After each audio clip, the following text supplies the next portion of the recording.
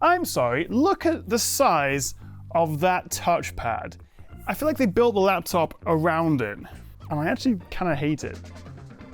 Okay, let's park that for a second. This is the brand new Samsung Galaxy Book 4 Edge, and it really is a stunning laptop. It's incredibly thin and light. We also have this gorgeous 120Hz OLED screen, 16 inches, 3K resolution, and it's a touchscreen, very, very nice. Also up to 22 hours of battery, according to Samsung, and I'll be doing my own tests in a second. And this is powered by the Snapdragon X Elite. So this is one of the first wave of Snapdragon-powered laptops. Not only that, but it's packing one of the most powerful versions of the X Elite. And in fact, just last week I reviewed this, the Asus S15. For the nerds among you, this has the X1E 78-100 chip. This has the X1E 84-100 chip. Oh, hang on, this is Future Tom jumping in here because I didn't realize until just now that the standard version of the 14 and the 16 comes with the slightly slower X1E 80 chip. You can see the little chart here. It comes with this guy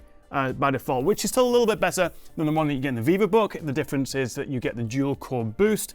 However, you actually have to spec the 1TB model of the 16 to get the higher end X1E 84 chip, which adds a 0.4 GHz higher CPU clock speed, a 0.2 GHz higher dual core boost, but also significantly increase in the graphics performance. And that'll cost you an extra £200. It jumps from 15 to 17 for the 16-inch. Not available at all for the 14. Anyway, let's dive into the review of the Galaxy Book 4 Edge because there's a lot to talk about. And the first thing I want to mention is the battery life, because I think for me and most of us who are considering these Snapdragon powered laptops, the promise of incredible battery life is kind of the main reason we want to buy one right now. Asus claims 17 hours for their VivoBook, Samsung say 22 hours, and Dell even reckon their new XPS 13 will get 27 hours. Now, all these numbers are for local video playback, basically just watching a video on repeat that's been downloaded and stored onto the laptop. Not something most of us do that often. So instead, I thought I'd run a nice little overnight YouTube battery rundown test because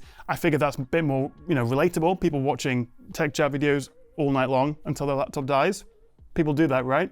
Now, obviously, the Samsung has a bigger screen, which will use more power, and despite the size difference, the VivoBook actually has the bigger battery here, 70 watt-hours versus 62, both of which would suggest the VivoBook would last longer. But from 100%, both set to 100 nits, watching YouTube in the Edge browser, the VivoBook lasts about 11.5 hours, the Galaxy Book just shy of 14.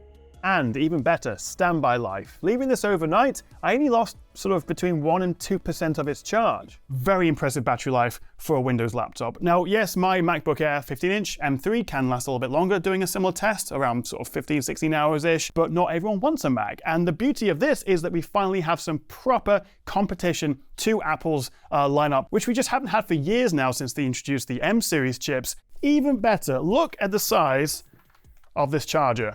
This is the charger that, yes, is bundled in the box, unlike their phones. It's literally the same power brick, not even brick, what do you call it, wall connector plug that you get with a phone, that you could buy with your phone. My only complaint is that both the USB 4 ports are on the left side, along with the HDMI 2.1, and on the right side we have the USB Type A, micro SD, and the audio combo jack. So if I want to charge it, if I want to plug into an external display, I have to do it from the left side. It would have been handy to have another USB 4 on the right.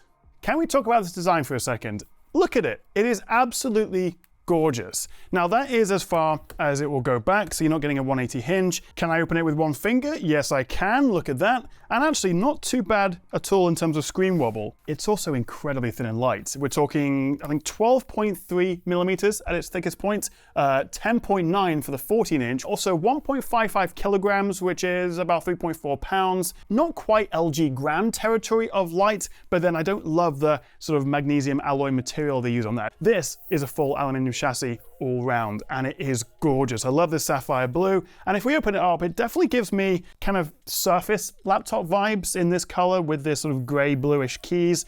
I also quite like the rounded corners of the bezel, although we do have a bit of a chunky chin here at the bottom. But what I don't like, what I really don't like, if I'm honest, is this trackpad. The size, for starters, it is comically huge. Everyone I've shown this to said, Why is that so big? It looks kind of ridiculous. But the bigger issue, I can get over people laughing at me, they do that all the time. The bigger issue, if I can kind of demonstrate this, I actually have to bring my arms, what am I talking about? My hands from here to here to have the same typing, which means it ends up digging in to my forearm. And if you're wearing a watch, it's going to scratch and also sort of jut your hand up a little bit on top of the palm rest. I just don't know what the benefit of it being this big is. And not only that, this doesn't have any sort of haptic feedback, and it's kind of a diving board design, so it's easier to click at the bottom than the top, which some people prefer over like a force feedback haptic trackpad, but personally it feels just a little bit cheaper to me. Don't get me wrong, it is nice to use, it's smooth and responsive, and I absolutely love the keyboard on this. In fact, it's one of the nicest keyboards I've ever used. Really, really tactile keys, well spaced, good travel, they feel responsive, and they've squeezed in a little numpad on the side there. I think for me, this is actually the main reason I would probably go with the 14-inch. Not only do you save yourself £100, it's a little bit cheaper, but everything's just shrunk a little bit. It doesn't need to be this big, Samsung. There's no reason for it. Push all this down, lose half an inch of this lower bezel, make the whole thing more compact, maybe even put some, upward firing speakers in. Speakers are pretty good, by the way, especially when you do turn on Dolby Atmos. Deadpool and Wolverine. Am I overreacting, or is this a bit dumb? Let me know what you think in the comments. Anyway, the power button at the top right here doubles as a fingerprint reader, although frustratingly, we don't have any face unlocking. We do have this 1080p webcam at the top, and the quality is... It's okay. It's all right. Although, because this is a Snapdragon laptop, we get all the AI extras, including these Windows Studio effects. So I can turn on auto framing, portrait light, eye contact, which I think is probably the most important one, background effects, creative filters. Yes, you can do this with other apps, but the point really of all the AI stuff is to be more efficient, to hand off stuff that normally the CPU or the GPU would do, run it through the NPU, which uses a lot less battery. But let's talk about this screen. 16 inches, also 14-inch option, but they both share the same 3K resolution, 120Hz dynamic AMOLED panel, and also they're both a touchscreen. It is a really lovely screen, and it hits a solid 500 nits of brightness in regular SDR use, and just shy of 700, around 675 in HDR, which actually is impressively bright for a OLED laptop. This is also an OLED 3K 120Hz screen on the VivoBook, and if I point them both towards my studio light, you can see, stop turning on. If I can look at that, that's quite a significant difference actually. It makes it much easier to use outdoors, or I don't know, if you're on a train or something where you've got bright lights above you in the office. Definitely like that. Let's talk about the performance, because that is a key deciding factor, especially as this is powered by the Snapdragon X Elite. And versus the VivoBook with that lower tier X Elite, it is notably faster in the order of 10 to 20%. And generally, this will either match or outperform the current Intel Ultra 7 155H. And from my tests and review of a couple of laptops so far, I have been impressed by the performance of the X Elite. The only area it does fall down a little bit compared to the competition, I would say, is in the graphics department. Intel and AMD's integrated GPUs, particularly AMD, is quite a bit faster here, but what we trade for maybe a little bit of performance in the graphics department, we kind of make up for both in the AI department, which actually isn't that useful right now.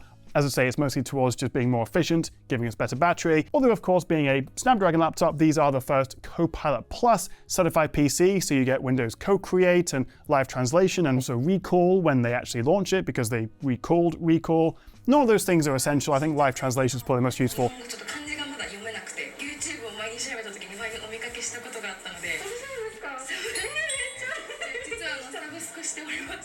But also, and I think much more importantly, is that these run so much cooler and quieter than its Intel and AMD rivals. I had to put this in its high performance mode and then run games and benchmarks for the fans to actually whir up. Most of the time it is absolutely silent. It's almost unquantifiable, but it's just such a nice quality of life to not have a laptop that just whirs up and blasts its fan at you when it's opening a Chrome tab. But I suppose a little bit like Apple's iPads, which have, like the M4 in the Pros, great performance, but just not that well utilized, or in this case, not that well optimized in every application. They are getting better. A lot of big name apps have been optimized and run really well on this. But if they haven't yet, then you're not going to get as good performance, you're not going to get as good battery life, and they simply might not even run at all. So I was actually just wrapping up my review of the Book 4 Edge, and Qualcomm reached out with a new driver update for the Adreno graphics. Obviously, these laptops have only been out for a couple of weeks as I'm recording this, so it's actually really encouraging to see that already there are some big driver patches, and it offers performance improvements in Lightroom, DaVinci Resolve, a dozen or so games. It is still early days, and I think for most people, it could be best just to keep waiting a little bit more, see what the competitors come out with, see if we get better deals post-launch, and also just better drivers and app compatibility. But as I say, a couple of weeks in, big graphics update for games and also just productivity tools. Very encouraging. But also, what makes this stand out compared to other Snapdragon-powered laptops is the Samsung ecosystem. Pretty much every ecosystem feature that you get with Apple, Samsung has their own version, whether it's quick share, screen sharing to your tablet. I also really like the fact that when you type in settings, there's actually 2 settings menus, with the first one being Samsung settings. And if you've used a Samsung tablet, Samsung phone, this will feel very familiar. You can go to battery and performance and put it to quiet or high performance mode. In the display menu, you can tap on this auto mode here and switch between sRGB, Adobe RGB, DCI-P3 color modes. And in the connected devices, you've got quick share, auto switch for your Galaxy Buds. And being in the Samsung ecosystem, you have access to smart things, so you can control your TV and washing machine. It's all very nice to use, and if you are in the Galaxy ecosystem with your phone and Galaxy Pods and maybe your TV or whatever, there is definitely a value add here. So how much for the Galaxy Book 4 Edge? Well, the 14-inch version will set you back £1,400. The 16-inch is 100 more, 1,500 quid, which is a lot of money, but it's sort of MacBook 15-inch M3 money in that area. The main difference is between the 16 and the 14, and I don't know why I was moving that aside because I don't have the 14 with me. The main difference is, aside from being £100 cheaper, smaller screen, is the 14 is also a little bit thinner and lighter. Also, the 14 has a smaller battery, but otherwise same specs, same 120Hz 3K AMOLED screen. And I think for me, as much as I do love a big screen, I would probably go with the 14-inch. Smaller trackpad, £100 cheaper, even more portable. But what do you reckon? Are you tempted to buy one of these, or indeed any Snapdragon-powered laptop? Let me know what you make of them in the comments below. If you found this helpful, a cheeky like and subscribe would be fantastic, and I'll see you next time right here on the Tech Chat. Thanks for watching.